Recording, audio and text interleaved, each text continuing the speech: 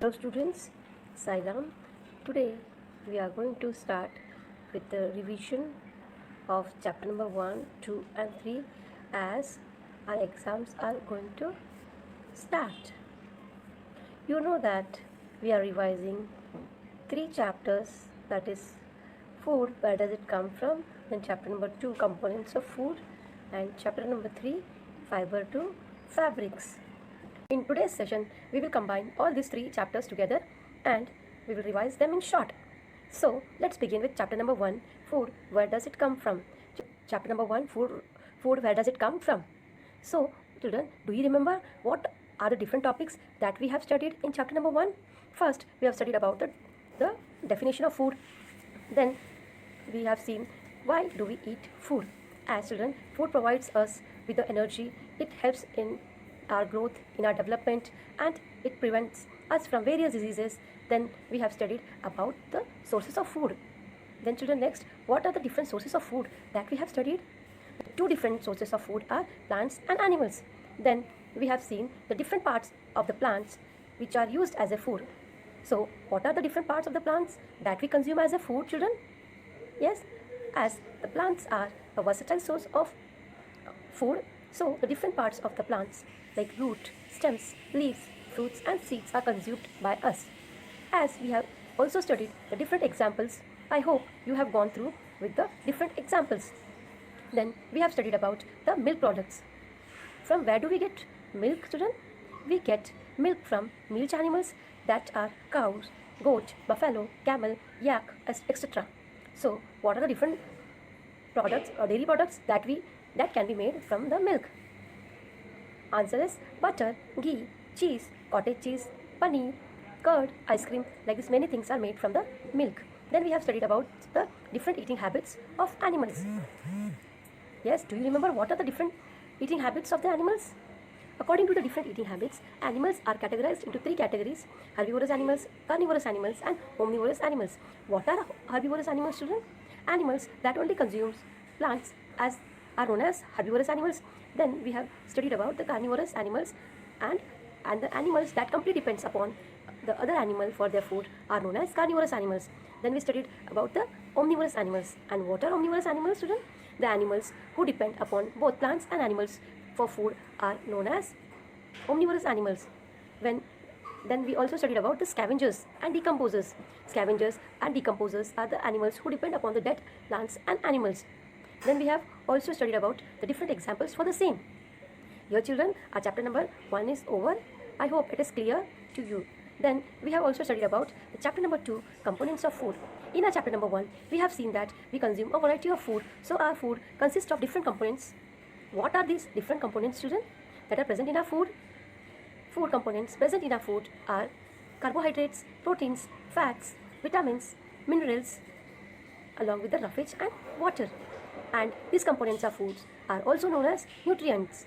Then we studied the detection test for the carbohydrates, proteins and fats in the food sample.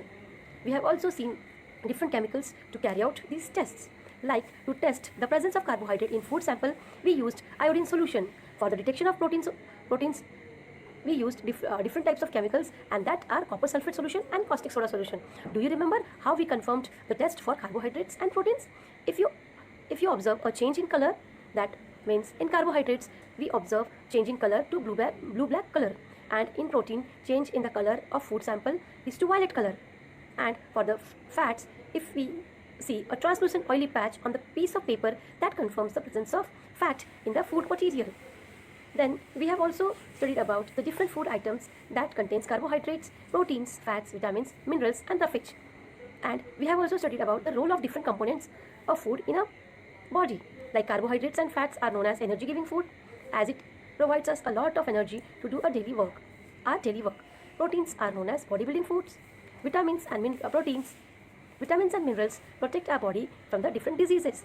That is why they are known as protective food. Then we studied about the roughage, and roughage helps in digestion of food. Then we studied about the function of water in our body, as it absorbs all the nutrients and all important and essential nutrients from food. It is very essential for our body. Water also keeps our body hydrated. Then we studied about the balanced diet, the diet which contains all these required nutrients in proper proportion for the proper functioning of our body is known as balanced diet. That means not too much or not too little of any of these nutrients should be present in our food. That means our body should be supplied by these nutrients that are required by our body. Then we studied about deficiency diseases. And what are these deficiency diseases, students? Deficiency diseases are the diseases caused due to the deficiency or lack of certain nutrients in our body for a longer period of time. What different deficiency diseases we have studied? Yes, in this we have studied first deficiency of protein. Due to the deficiency of protein, the growth of body completely stops. That means proper growth of body will not take place. Discoloration of hair, swelling face are the symptoms may be faced due to the lack of proteins. If both carbohydrates and proteins are absent in our diet for a longer period of time, then what will happen, children? The growth will be completely stopped and the person will appear lean and thin due to the deficiency of both carbohydrates and proteins. Then deficiency of vitamin A will lead to night blindness. Deficiency of vitamin B1 causes beriberi. Deficiency of vitamin C causes scurvy. Deficiency of vitamin D causes rickets. Deficiency of some of the minerals like iodine will lead to disease like goiter. Deficiency of iron will lead to the disease called anemia. Deficiency of calcium will lead to weak bones and tooth decay. So, due to the deficiency of some nutrients, we can observe certain diseases. Children, so how can these diseases can be cured? If the proper amount of nutrients are supplied to our body, we can cure these diseases. I hope, children, you have understood the topics which I have taught you and the chapter number 2, components of food. Next, we are going to revise chapter number 3, fiber to fabric. Here, children, in this we have seen that from where do fibers come from.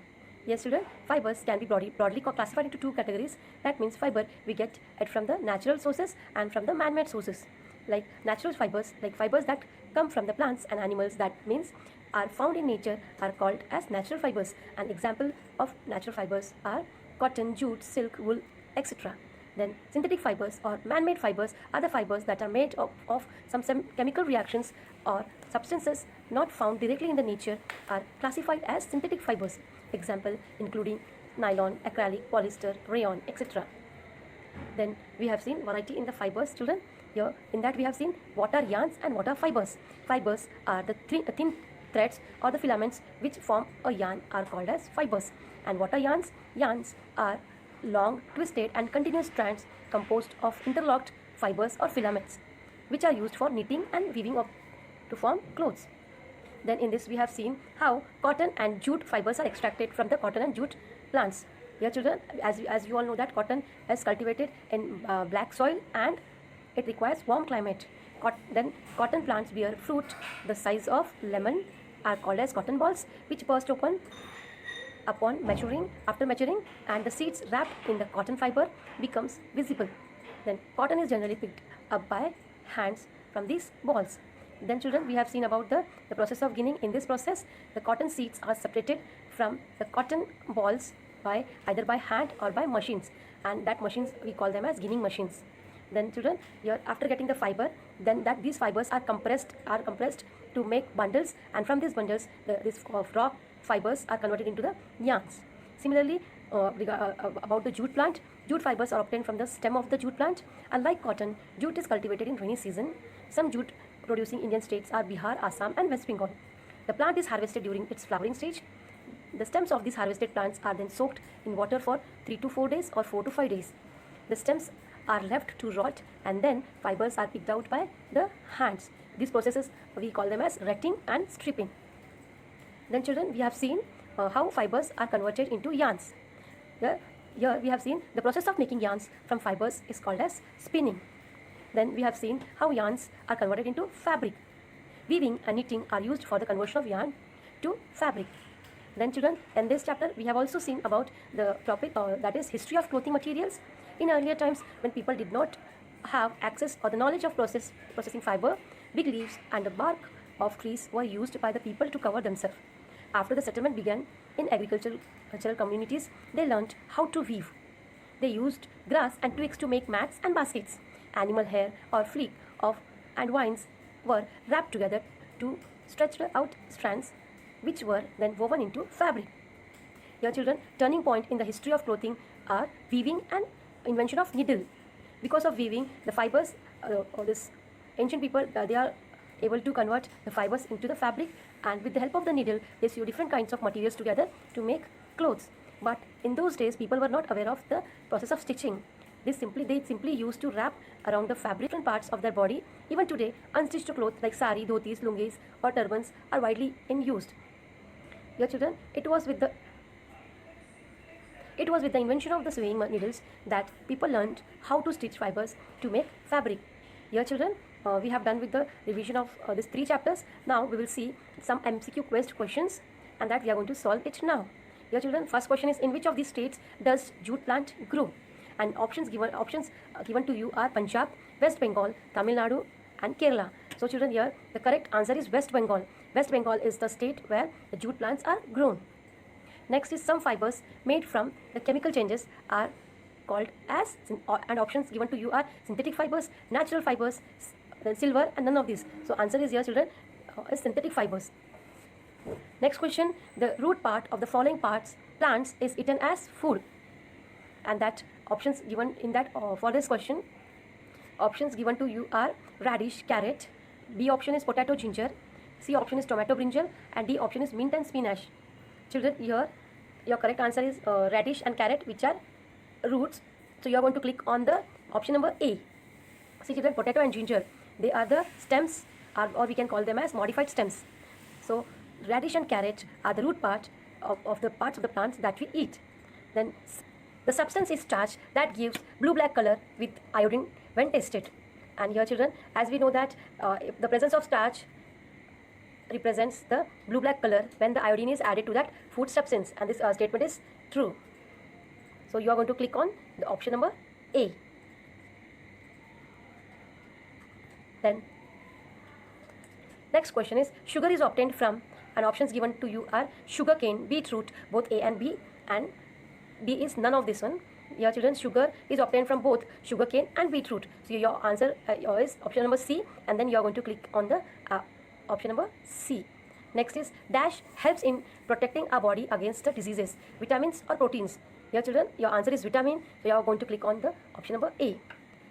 And then next question I have taken for revision is, give reasons. In that first question is, why cotton fabrics are preferred for mopping in the household cleaning? And options given to you are option A, cotton fabrics cannot soak water as they are fine and smooth, thus they clean the floor very well.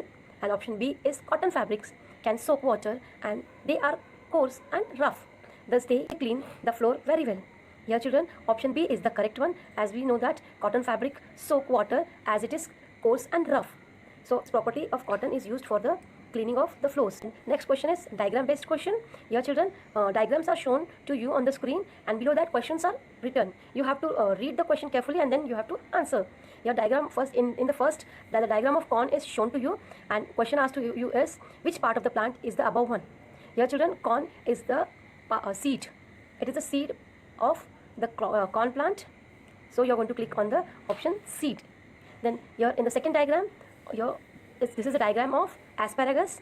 Here children, and question asked to you is, which part of the plant is the above one?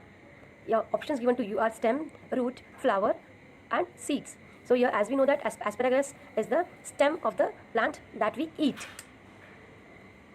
Here children, I am ending this today's revision session over here, and all the best for your exams. Thank you children. Goodbye.